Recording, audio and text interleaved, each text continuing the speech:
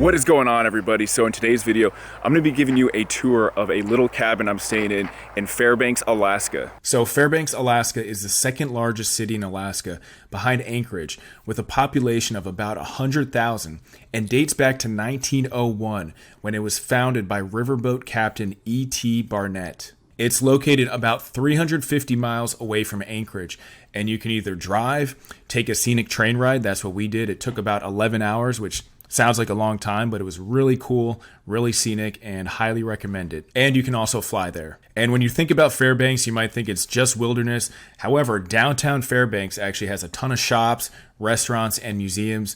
And then just minutes outside of that is all the wilderness. The city is also home to the University of Alaska Fairbanks, which has about 10,000 students. A couple of interesting things to know about Fairbanks is that in the summertime, you can actually get up to about 20 hours of sunlight. So people will actually play golf, play baseball, and do other outdoor activities, basically in the middle of the night. It's also one of the best places to see the northern lights. So we actually tried to see the northern lights a few times.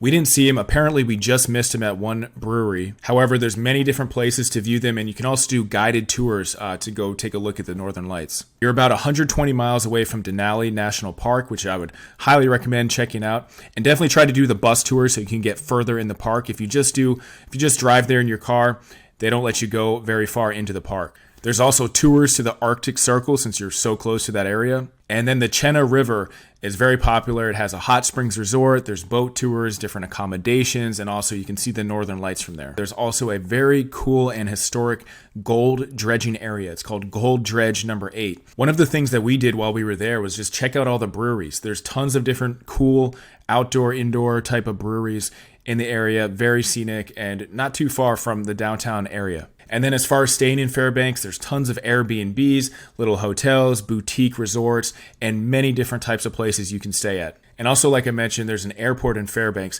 which can actually get you outside of the state. It's not just one of these tiny, small airports. So flying back to DC, I think the layover was in Minnesota, and then we took the Minnesota flight to DC. So it was pretty easy. And here's the street it's on.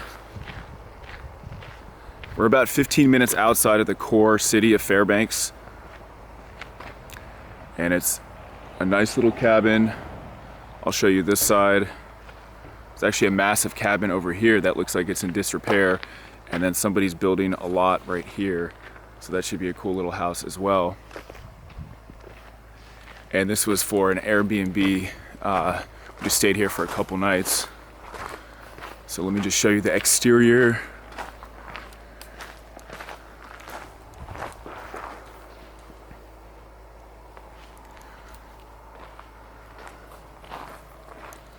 And behind you have like a little creek, and then I guess this is some type of exhaust. There's no running water in this property.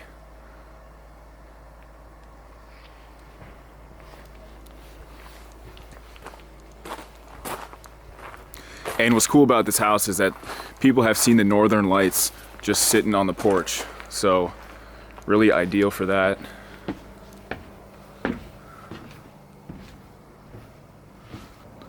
You also have this massive thing right here. I think it's some type of just mini garage, if you want to call it that, storage area.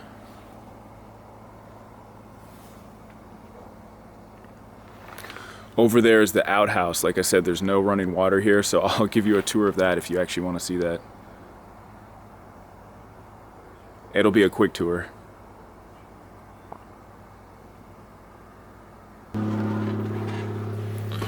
All right, so as you walk in, this is pretty much the entire property. So you have the living room, couch, and kitchen, which is actually a pretty good size. Like I mentioned, there's no running water, so they have this set up, shoots out water, and it's connected to these water jugs right there.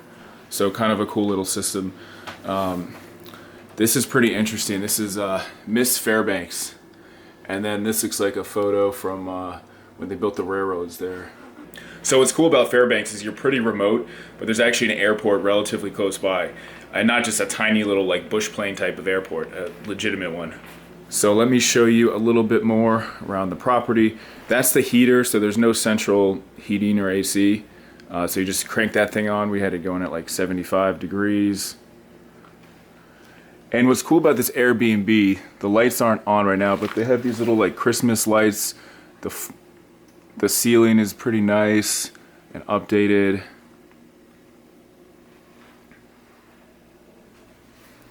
You have some views of nature in the back.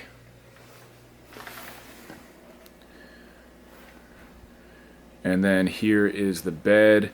So there's really like two places to sleep. You can sleep in the bed. You can also sleep on the couch. That's what my buddy did. And here's a picture of it in the snow. And if you're setting up an Airbnb, obviously the more beds the better. You know, you don't want to get too ridiculous and just put like cots and mattresses everywhere, but this is comfortable. It's probably only maybe like 400 square feet total, but you have two sleeping areas. So I'm sure, I don't know what they paid for this property, but the amount that we're paying per night, I think they're probably making some good money off of this. And what's cool too about this Airbnb is they have like their registration, but they also have all this information. Little blue cabin on the Yellow Snow Road. You know, they have all this really helpful information. Fire policy. There's Tom and Elizabeth. Shout out to Tom and Elizabeth. Just really all this helpful information. So as soon as you walk into this place, you just have really feeling about it. So I'm going to show you the outside. I'm going to show you the outhouse, where to go, as well as a little bit of the neighborhood.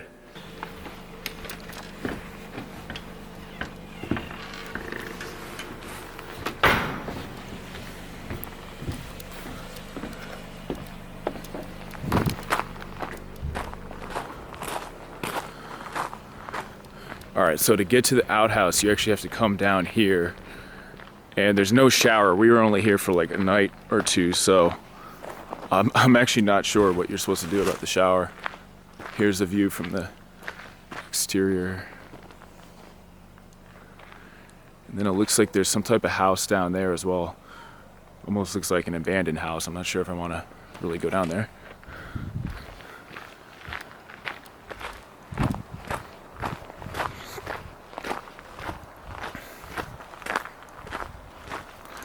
So here's a little outhouse. She's pretty tall. And can't believe I'm showing you the outhouse, but there we go.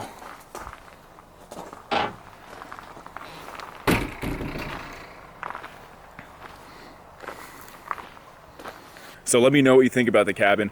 Let me know if you could stay in a place that has an outhouse, no running water. Bye.